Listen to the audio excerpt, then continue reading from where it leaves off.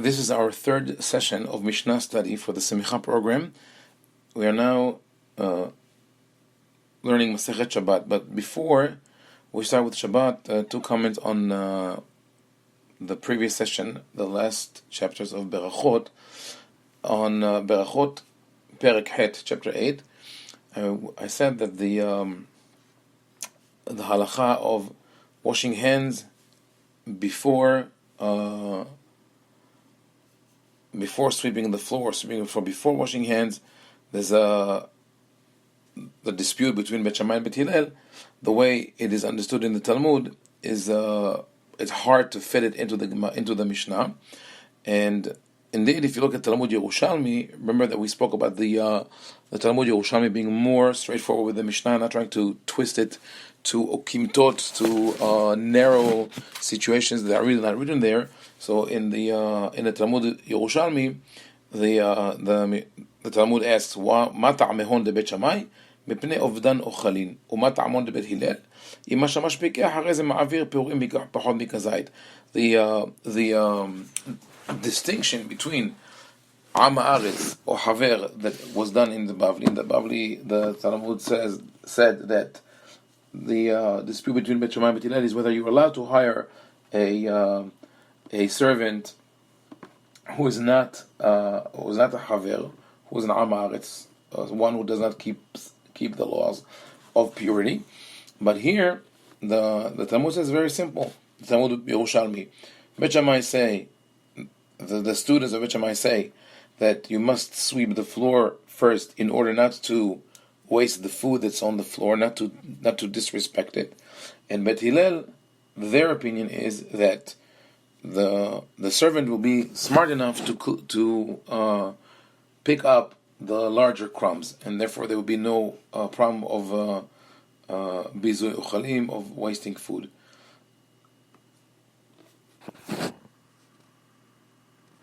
Similarly, in chapter 7, Perek Zayin, the Talmud does not even discuss the non-edible foods that are mentioned. Maaser Rishon, Shelo Nitat Tumato, Maaser Sheni V'Kedosh Yivdu, the whole thing.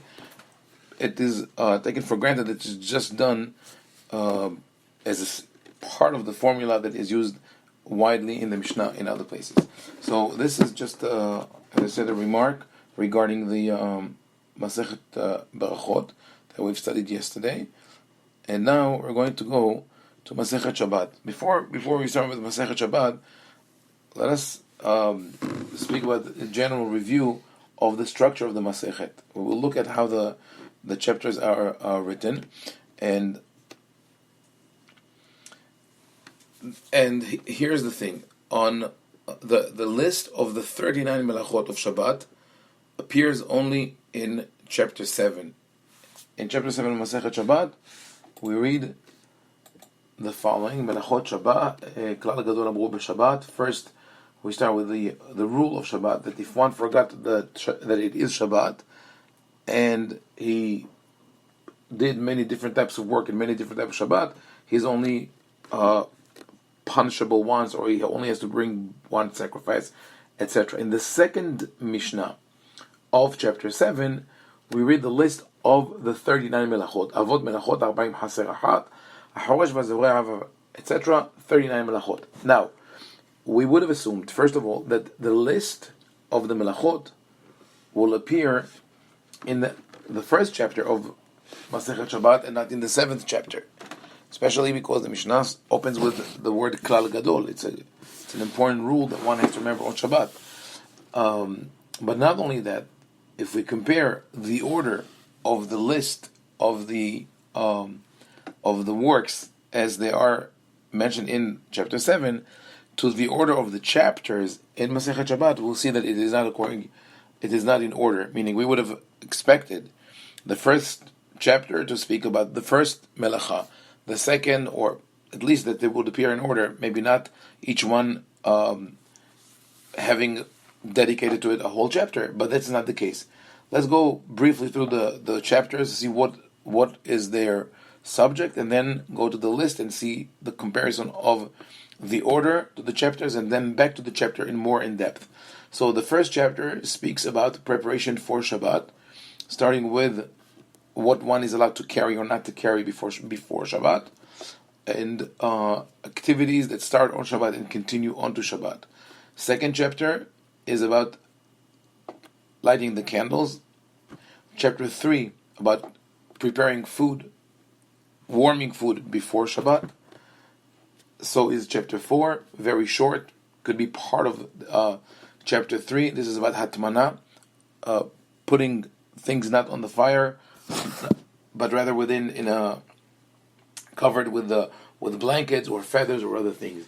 Chapter 5 speaks about what an animal is allowed to carry to the public property. Chapter 6 speaks about what humans are allowed to carry to public property. Chapter 7 speaks about the rules of Shabbat. Chapter 8 goes back to the issue of Hotza'ah, what one is allowed to take out on Shabbat. And it continues into chapter 9, into chapter 10. And chapter 11 is about throwing objects from Reshut HaRabim to Reshut HaYahid. So far, in 11 chapters of Masechet Shabbat, we don't have any other melacha discussed except for Hotza'ah, Mereshut LeReshut, moving objects from one property to another. In chapter 12, we start talking about melachot, haboneh, hahoresh, hakotev, building, plowing, harvesting, writing. That's in chapter 12.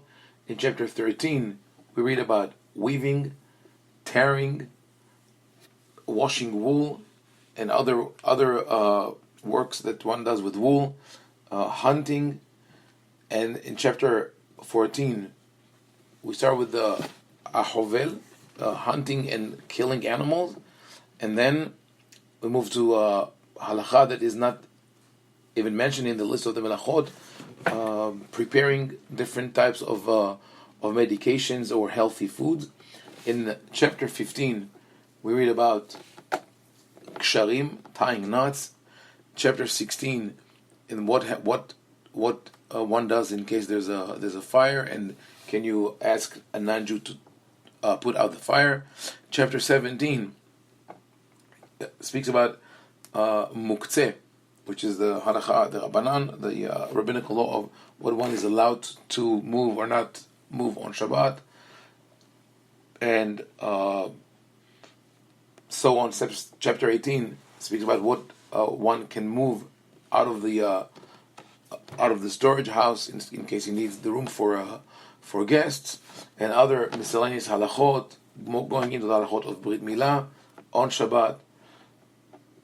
On chapter 20, we speak about filtering certain things, and also works that have to be done in the farm with animals, moving the cleaning the pans, and then back again into the question of muktzeh, and what happens if in chapter 22, if a barrel broke on Shabbat. On chapter 23, things that have to do indirectly with commerce. And chapter 24 starts with the halacha of someone who's traveling and got to the city after Shabbat started, and other miscellaneous halachot that have to do with muktzeh or with feeding the animals. So there's overall, if you go back and review that with that list, there is not that much order in Masechet Shabbat. The structure, it's not as if someone sat with the list of the melachot and decided, okay, let us write the Mishnayot in accordance with the list of melachot. So I'll give you now an overview in a numerical way. So we said that there are 39 melachot, right? So the order of the melachot as they appear in the Mishnah, if you would look at the Mishnayot, distill from the Mishnah each halacha, put it aside and write its number. To what melacha does it correspond? We will find that the order will be that 39, Hotza'ah Mereshut LeReshut, which is taking objects from one Reshut to another Reshut. 34, 2, 32, 19, 11, 12, 13, 14, the only ones that appear in order. 11, 12, 13, 14. Then 25, 26, 21, and 7. So only 13 melachot are discussed in detail in Masechet Shabbat. Only 13. And again, the order: 39, 34, 2, 32, 19, 11, 12, 13, 14, 25, 26, 21, and 7. We're missing the following. We're missing 1, 3 to 6, 8 to 10, 15 to 18, 20 to 24, 27 to 31, 33 to 38. Not only that, the melacha of Hovel is discussed in the Mishnah itself, but under the label Hovel, beating or wounding. That's in chapter 14.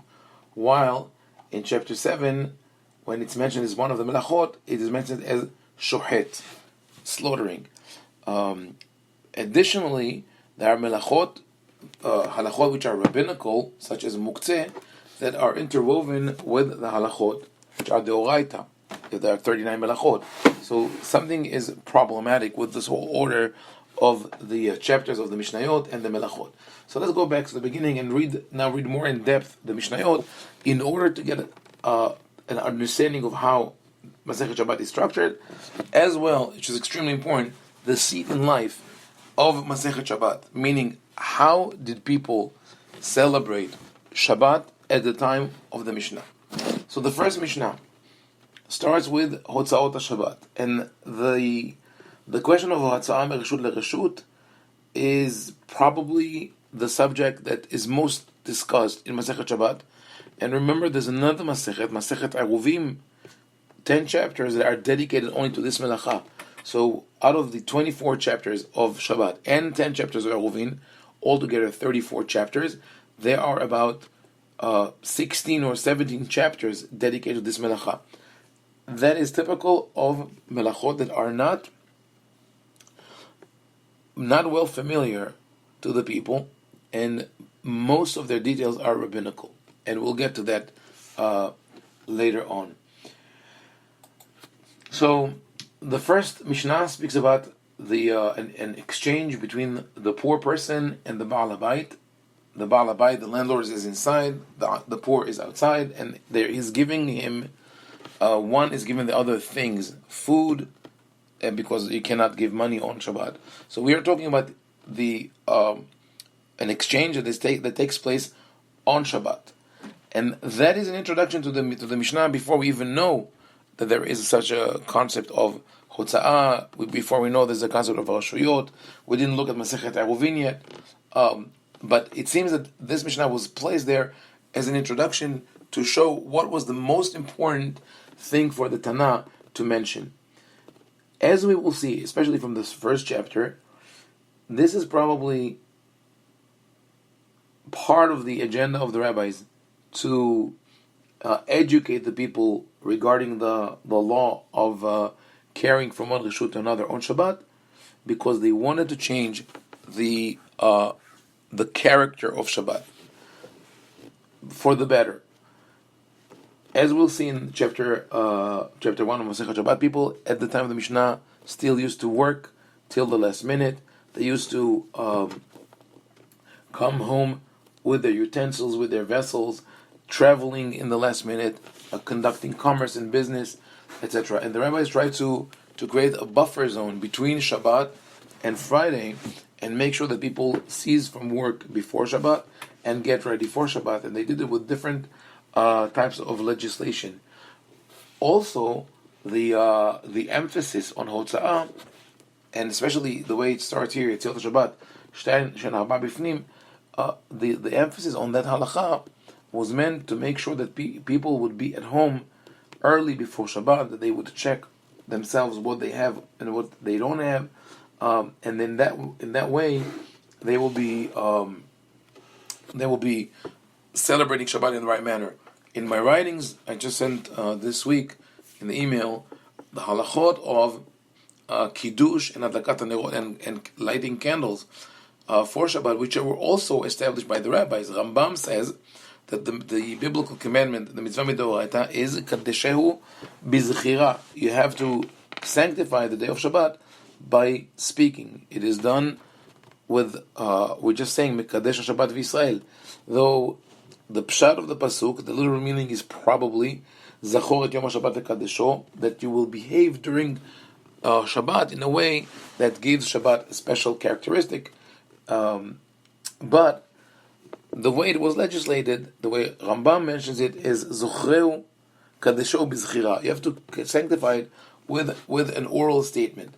So now the rabbis added to that, probably because people dragged the workday into the last minute, as there is a discussion in the Gemara about the prayer of Shabbat, bracha me'en sheva, the additional bracha after the Amidah of Arvit for Shabbat, and the chapter Babei Madlikin, the second chapter of Masechet Shabbat. Why is it recited in the synagogue? And the answer is Mipnei Ha'am shebasadot, for the people who work until late and then they come home. So many people didn't bother or couldn't afford it to not work Friday afternoon, and they would come home at the last minute, which ironically it is happening again in some places. That is one thing. The other issue was that most people would try to eat at around sunset, not much later, as long as there was a little light, in order to save fuel, because olive oil and all oils were expensive, and people tried to not light candles after nightfall. That's why we also see the emphasis on the mitzvah, or on the concept of lighting candles for Shabbat. So the rabbis, with the emphasis on lighting candles for Shabbat and saying kiddush over a cup of wine, created the atmosphere that we are familiar with today, that of Shabbat comes, everything is calm, the food is already on warming up. It's already, of course, cooking was not done in the Shabbat, also in rabbinic times, but the meal not necessarily was eaten on Friday night. They put the emphasis on you have to eat on Friday night after Shabbat started, with lit candles, and as a result, people started paying more attention to Friday night, finishing early their work, and making sure that they could be at home for the meal. So, as that all leads us back to the first Mishnah, Yetziot Shabbat 2 bifnim u 2 b'chutz. We speak about carrying from one reshut to another, but note that we are talking here about the poor man who stands outside, the landlord is inside, and they're exchanging food or containers. The poor man extends his hand inside, he has a basket or something like that, or he takes the food from the landlord and takes it out. The interesting point is that the Baal Habayit does not invite the poor person to come in and eat, and we don't know that he is eating either. So we have this exchange that takes place on Friday night, not in the way that we would have thought of today, that already happens for the last 1,000 or 1,500 years, that everybody meets in the synagogue, and if there's a poor person or a guest from out of town who doesn't have where to eat, he is taken home. No, we have the poor are still going door to door asking for food and for provisions on Friday. In Mishnah Ben we read, לא ישב אדם לפני הספר סמוך למנחה עד שיתפלל, ולא ייכנס לא למרחץ ולא לבורסקי ולא לאכול ולא לדון, ואם התחילו אין מפסיקין לקריאת שמע ואין מפסיקין לתפילה. One should not sit at the barber shop close to minha before he prays, and one should not enter the bathhouse or to the shop of a leather of a tanner, one who processes leather. Nor can he start eating or be engaged in a judicial process in Beit Din. Now the commentators say that this. Some say that this refers only to minha of weekdays and not necessarily to Shabbat, but it is mentioned here because those are halachot that one has to take care of before nightfall. But it is written in Masechet Shabbat, and the Mishnah does not make a distinction between weekdays and Shabbat. So it could be that this halakha applies on every day, but if we think about those actions as done on Friday, it seems strange that they did it at the time of the Mishnah.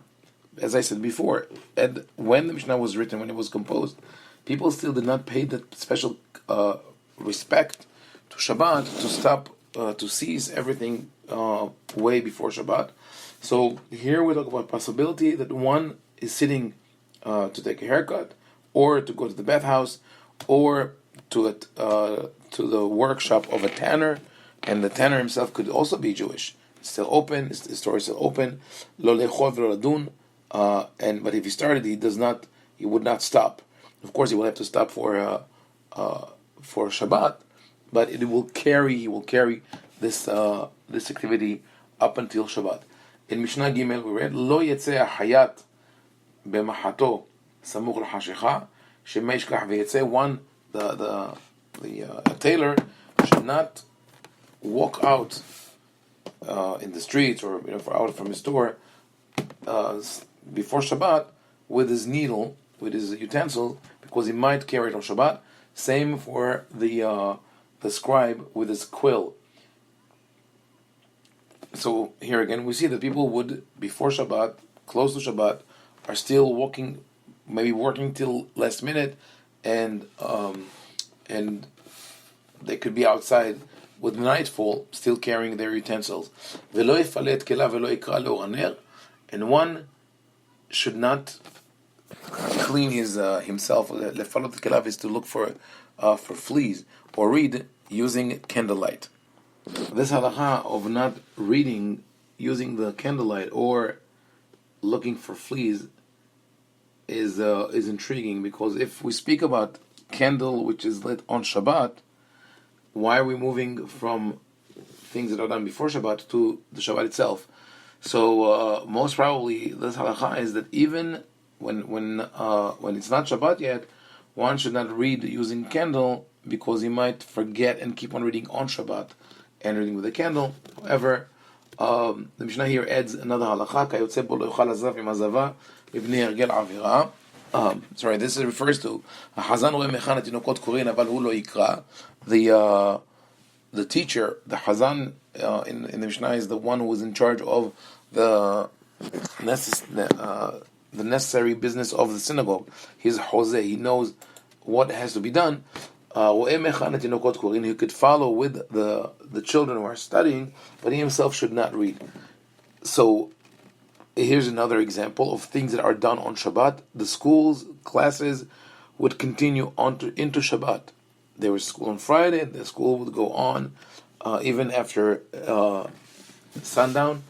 For the same reason, a person who's impure because of ongoing emission, so he has a sexual disease, a male cannot eat with a woman who has this, even though both of them are impure. He's a zav and she's a zava, and they're both sitting in a separate side outside the camp or outside the city. They cannot eat together because they might forget that they are both impure, and they will have relationships which are punishable by karet. And this is an example of how the Mishnah segues from the halacha at hand, which is related to Shabbat, to something that is totally unrelated in terms of the halacha. It's just a gezerah, a certain decree that is meant to prevent someone from forgetting and performing a forbidden act. That in turn, when it became when the Mishnah were recited orally and people would comment on them in the Talmud, in other places, then each halacha, each segment like that opens up to other discussions. And then when you study the Talmud, you can get distracted because the the discussion moves from one area to another.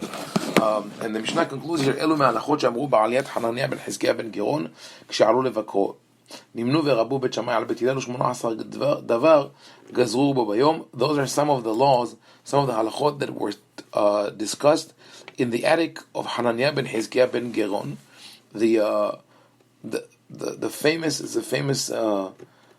place. It could have been a Bet Midrash. This Hananiah ben Hizkiah,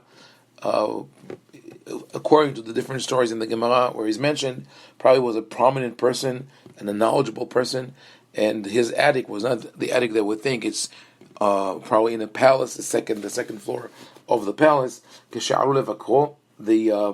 They went to visit him.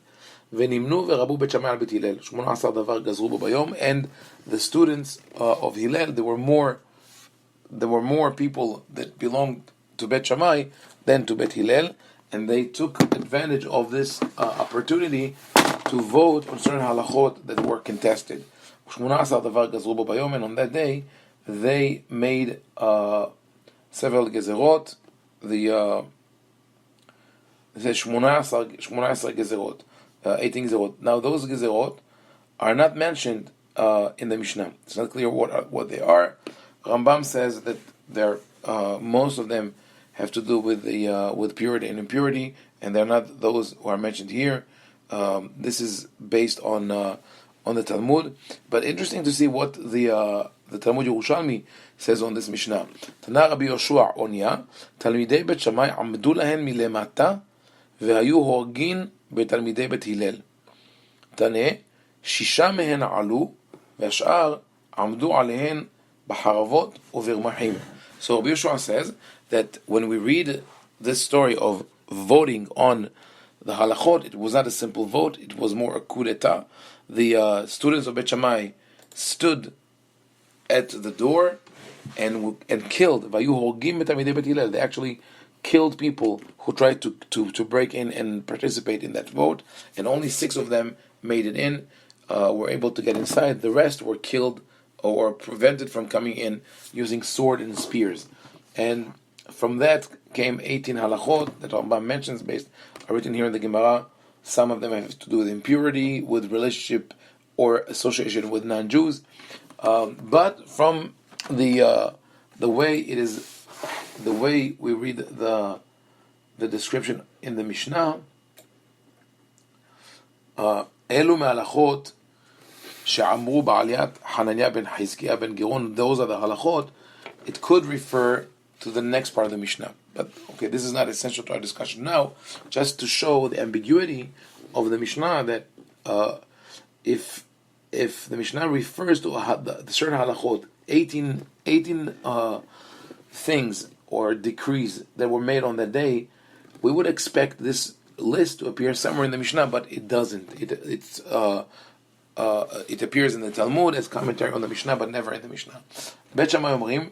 So in the next Mishnayot, from Mishnah Dalid of the first chapter to Mishnah Yud Aleph, I'm not going to go into each and every one of them, speak about melachot that start before Shabbat and continue into Shabbat, such as putting traps and nets for fish and animals, or putting linen or wool into the pots or the cauldrons to dye on Shabbat, selling or delivering something with a non-Jew, and all these things Bet Shammai are against, and Bet Hillel allow doing so. Rabbi Gamliel eventually says that he testifies that this was the custom of his family to give their linens to a non-Jewish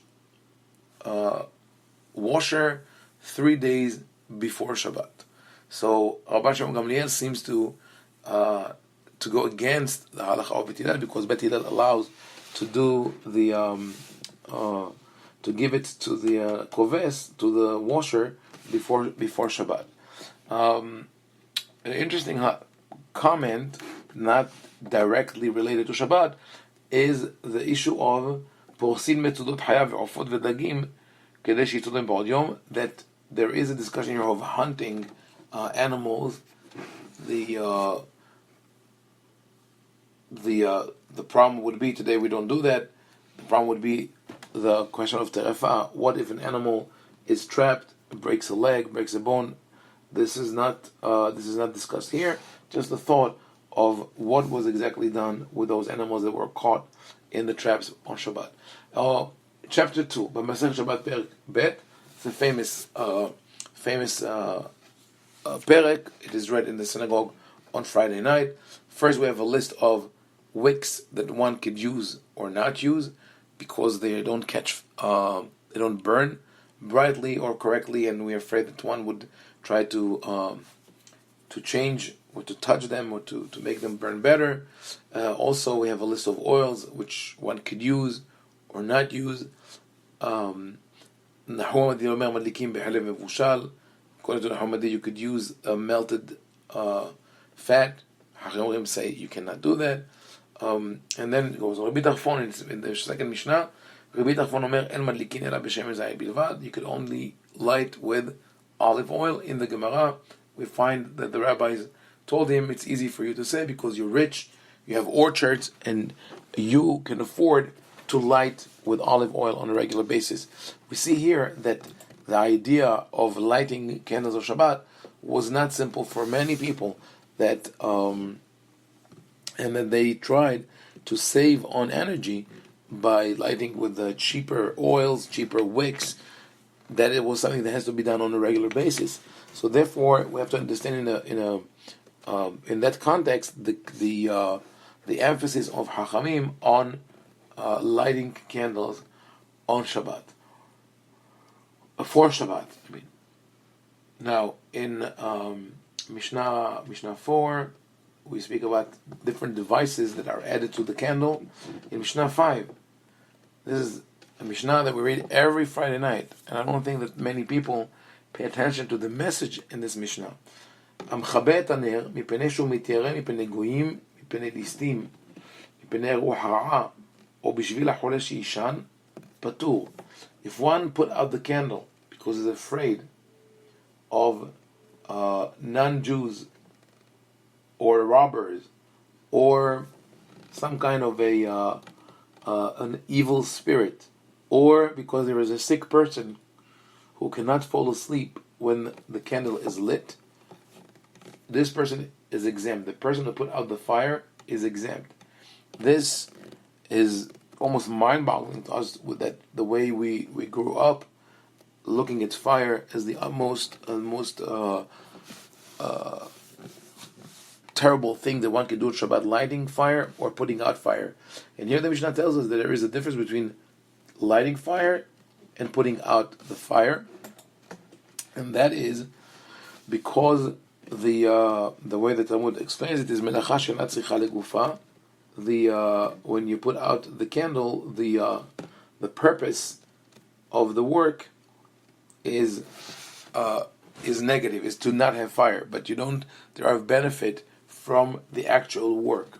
Unlike all other works that which produce something or give you a product, here there's no product at the end of this work. Still, it is, as I said, mind-boggling to think that they would say that if one put out the candles because he's afraid of people will see him, or because a sick person cannot sleep, we would have thought, okay, if maybe for fear of danger of attackers or robbers or whatever it is, one is allowed to put out the candles. Not allowed. One would not be punishable if he put out the candle. He's patur aval asur, meaning that lechatchila, if he consults or if he knows halacha, he would not do that. But once he did it, it is not punishable, meaning that it's not really forbidden. But we would have thought that we would instruct people to move the candles outside to a place where it allows the sick person to fall asleep, or that the Mishnah would say that in this case he's not exempt because he could have moved the candle. But the Mishnah says that that is exempt from punishment. If you did it in order to save the wick or the receptacle. The candle is a clay receptacle in which one puts oil and wicks, or to save the wick, either the wick, the oil, or the candle itself. Hayav is punishable, but according to Rabbi Yosei, even those are not punishable, meaning forbidden but not punishable, except for petila, except for a case where one put out the fire because he wanted to save the wick, because that is a melacha with a productive result, because now the wick can burn better, like coal. Now this chapter ends with something which is close to Agadik, sort of Agada. על 3 עבירות נשים מתות בשעת לידתן, על שאינן זהירות בנידה ובחלה ובהדלקת הנר. There are 3 sins that cause women to die at birth. This is a very harsh statement. Part of the mentality that there's a tit for tat. God would punish people for anything they do incorrectly. And here they look at something which was very common, unfortunately, back then, that women would die at birth. And they say that it's because they were not careful to observe these mitzvot of nida, hala, and adlakat haner. In the Midrash, there is more emphasis or more discussion of that. The rabbis in Midrash connect this Mishnah, nida, hala, adlakat haner, to the first sin in the Garden of Eden. They say the woman, ate. When she ate from the fruit, she put out the light of the world, which is Adam, and now she has to rekindle the light of the world. She spoiled the dough. That was a common thing back then. Lekalkelet ha'isa. There's a halacha in the laws of financial losses. What happens if you give flour and water to a professional dough maker and it didn't come out good? Can you sue him or not? So they say she spoiled, or she made the dough of the world, which Adam is that primal dough. She spoiled it, and now she has to fix it. Banida is associated with blood. She spilled the blood of the world against with Adam, and now she has to correct that. This is also associated with the tent of Sarah. Sarah had 3 elements in her tent. Her food was sufficient for all guests, like challah. The candle was lit from Shabbat to Shabbat, like candle lighting, and the divine providence hovered over her tent, apparently because she was pure, unlike Nida.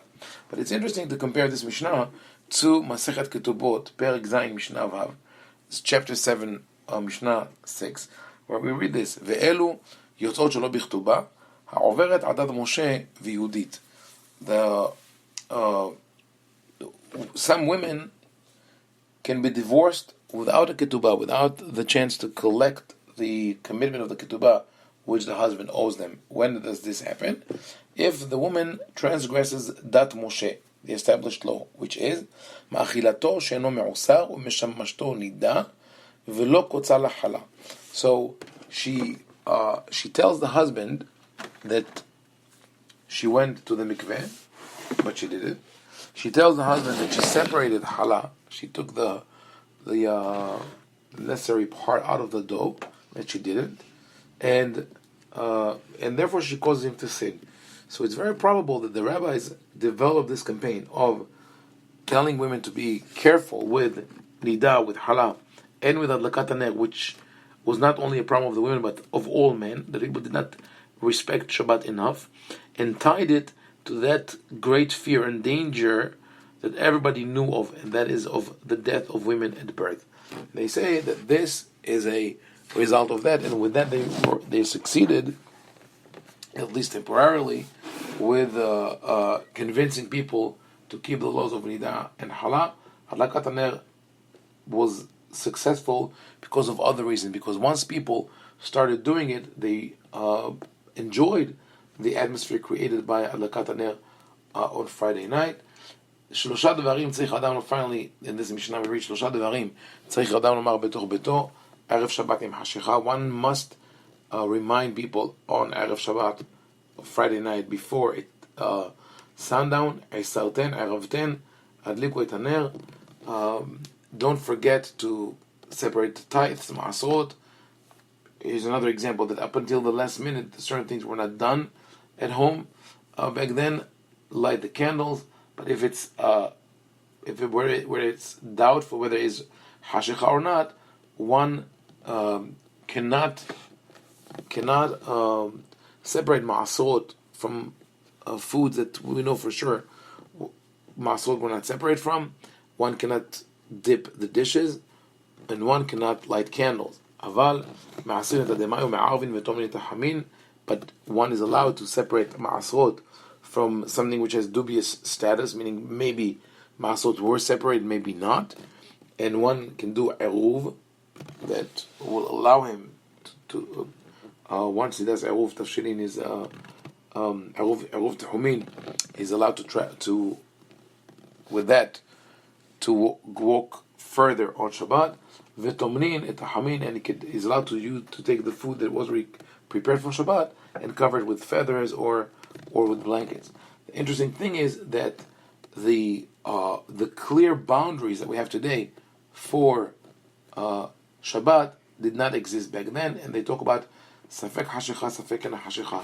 So the Shabbat officially starts with hashicha. Hashicha, complete darkness, according to all parameters, is about 35 minutes after sunset. It is also the opinion of Rabbeinu Tam, even though Rabbeinu Tam allegedly speaks of 72 minutes after sunset, but it has been proven that his measurement, his discussion is influenced by where he lived in Europe, where there was a longer span between sunset and nightfall, and that is actually equivalent to 35 minutes. Also, astronomical websites which speak about that, about the question, when is it total darkness? 35 minutes. When are 3 stars out? 35 minutes. So back then, since they did not have accurate means to measure time, they are in the situation of safek hashicha, safek and hashicha, this questionable time after sunset when it is not completely dark yet. But we see that up until that moment, if they were absolutely sure that it's not darkness, even though the sunset already took place, they would still maybe light the candles. So with that, we end chapter 2 of Masechet Shabbat. We will continue in the next session with chapter 3.